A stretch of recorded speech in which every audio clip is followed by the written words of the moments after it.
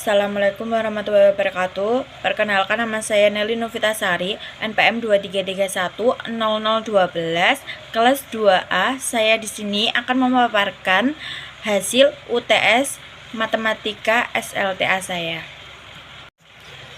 Soal yang pertama, ceritakan bagaimana proses pembuatan peta konsep dan pembagian tugas masing-masing anggota kelompok pada rumpun materi kelompok Anda sesuai dengan rumpun materi masing-masing kelompok.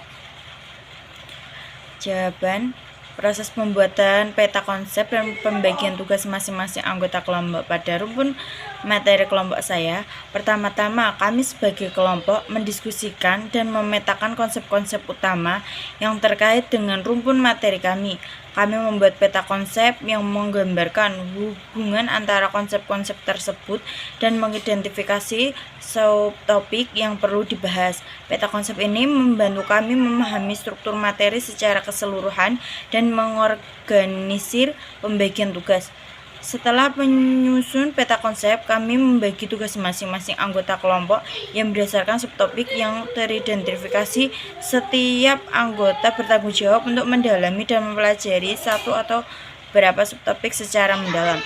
Selama proses ini, kami melakukan pertemuan rutin untuk membahas kemajuan, berbagi informasi, dan mengintegrasikan hasil kerja masing-masing anggota.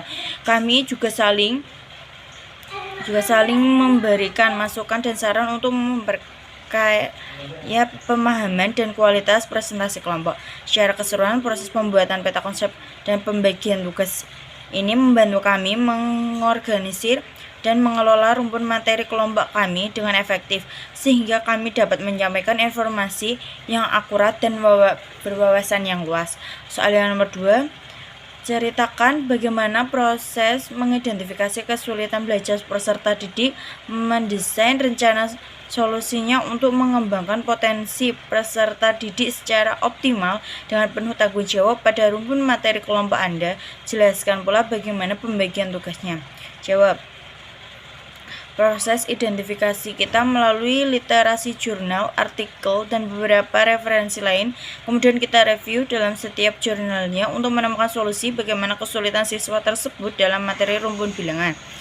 Yang kedua, jadi sebenarnya karena tugas ini hanya dibataskan untuk mereview saja, solusi yang kita temukan ya dari jurnal tersebut. Kemudian apakah solusi tersebut bisa relevan dengan keadaan yang sebenarnya, atau mungkin dari kelompok kita yang akan menambahkan saran solusinya. Nah, untuk pembagian tugasnya sama seperti tugas 1, peta konsep. Masing-masing anak mencari satu jurnal dengan submateri yang disesuaikan pada tugas 1 untuk direview. Kemudian hasil oret-oretannya kirim ke grup. Tapi tugas kali ini yang edit bareng-bareng di Canva. Jadi setiap anak bisa langsung mengedit tanpa harus mengirimkan coret-coretannya ke grup. Cukup jurnalnya saja. Soal yang ketiga, reviewlah pembelajaran yang sudah Anda alami dari awal sampai pertemuan 7 dengan menjawab pertanyaan-pertanyaan berikut. A. Pengalaman belajar apa yang berguna dan menarik? B. Pengalaman belajar apa yang berguna tapi kurang menarik? C. Pengalaman belajar apa yang menarik tapi kurang berguna? D. Pengalaman belajar apa yang tidak menarik dan tidak berguna dalam konteks sebagai calon guru? Jawab: yang A. Pengalaman belajar yang berguna dan menarik, yaitu diskusi kelompok untuk memahami kesulitan belajar peserta didik. Kegiatan ini memungkinkan saya untuk bertukar ide dan pengalaman dengan teman-teman, serta mengembangkan pemahaman yang lebih mendalam tentang perspektif dan kebutuhan siswa. Merancang solusi untuk mengembangkan potensi peserta didik. Proses ini mendorong saya untuk berpikir kreatif, menganalisis masalah, dan mengembangkan strategi pembelajaran yang inovatif. Yang B. Pengalaman belajar yang berguna tapi kurang menarik. Pemaparan materi oleh dosen. Meskipun penyampaian materi oleh dosen memberikan informasi yang bermanfaat, format ceramah cenderung kurang interaktif dan dapat membuat pembelajaran terasa kurang menarik. Yang C. Pengalaman belajar yang menarik tetapi kurang berguna.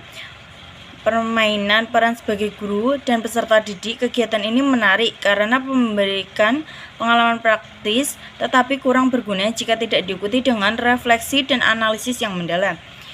D. Bagaimana pengalaman belajar yang tidak menarik dan tidak berguna dalam konteks sebagai calon guru. Pengalaman belajar yang tidak menarik dan tidak berguna dalam konteks sebagai calon guru adalah yang tidak melibatkan praktik langsung, kolaborasi, dan aplikasi konsep dalam konteks nyata. Kegiatan-kegiatan tersebut cenderung kurang membantu saya mengembangkan kompetensi yang diperlukan sebagai calon guru. Soal yang keempat, refleksikan pembelajaran yang sudah Anda alami dari awal sampai pertemuan 7 dengan menjawab pertanyaan-pertanyaan berikut. A. Perubahan apa yang terjadi pada diri Anda setelah mengikuti pembelajaran pada mata kuliah ini?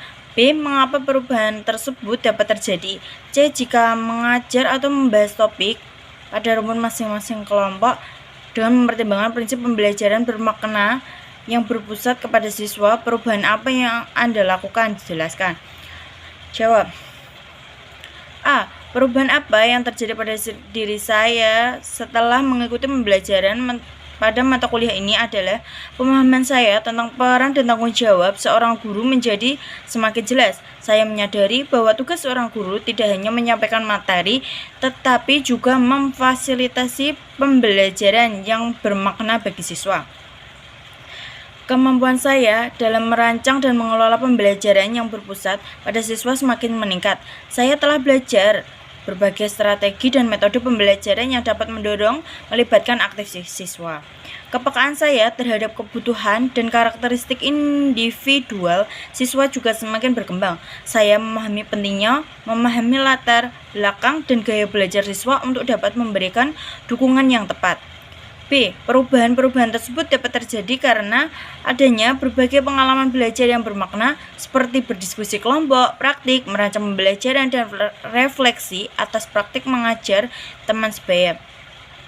Umpan balik dan bimbingan yang diberikan oleh dosen dan teman-teman memberikan pembelajaran yang teman-teman selama proses pembelajaran.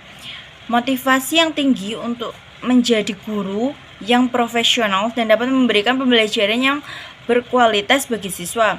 C. Jika saya mengajar atau membahas topik pada rumpun masing-masing kelompok dengan mempertimbangkan prinsip pembelajaran bermakna yang berpusat pada siswa, perubahan yang akan saya lakukan adalah merancang pembelajaran yang telah interaktif dan melibatkan siswa secara aktif, misalnya melalui diskusi, praktik, dan kegiatan kolaboratif.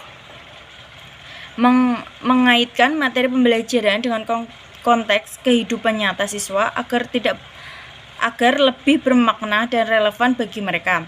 Memberikan kesempatan bagi siswa yang mengeksplorasi, menemukan, dan membangun pengetahuan mereka sendiri. Memperhatikan kebutuhan dan gaya belajar individual siswa, serta menyediakan dukungan yang sesuai. Menerapkan penilaian yang autentik dan berfokus pada proses pembelajaran bukan hanya pada hasil akhir.